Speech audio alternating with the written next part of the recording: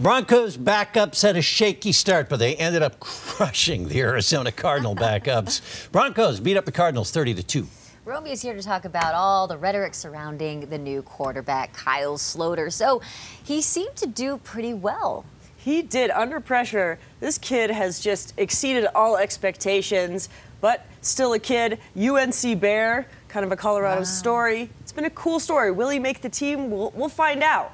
But here's the thing with Kyle Sloter. He's the Cinderella story. He was brought in as an extra camp arm. Chad Kelly, who the Broncos drafted, was hurt. So they brought in Kyle Sloter. Didn't really expect this kid to maybe even play at all. Paxton Lynch gets hurt. He plays a full preseason game and now potentially could be Trevor Siemian's backup for week 1, which is absolutely just insane. Cinderella story. The fans are most certainly rooting for him. And we'll see what happens. Cuts are on Saturday. 37 Broncos players will be cut. The Broncos really wanted to put him on the practice squad, but the deal with getting him on the practice squad is if you release a player, they go through waivers, and waivers can pick him up, claims worst team to best team based on record from last season.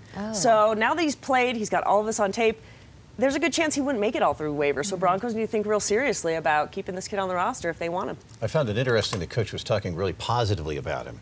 So I don't think you do that if you're thinking he might be available to get picked up. I think you do that if you want to keep him. I think so as well. well. Am I reading too much? Well, you know, Vance Joseph is, he really doesn't let too much. He doesn't tell too much. He's very, if you look at through training camp, he'd say Trevor was solid, Paxton was solid. We felt like, okay, you like them both. Who are you going to pick? He's very good at not really showing his cards. So I think the coaches have been very impressed with Kyle Sloter, absolutely. But they haven't been giving him this most ringing endorsement because the NFL's a business. You don't want to let on too much. Right. He's a little bit more coy about maybe praising someone versus another player. And the thing with Kyle Sloter, too, is the coaches, they really like him. They have been impressed with him.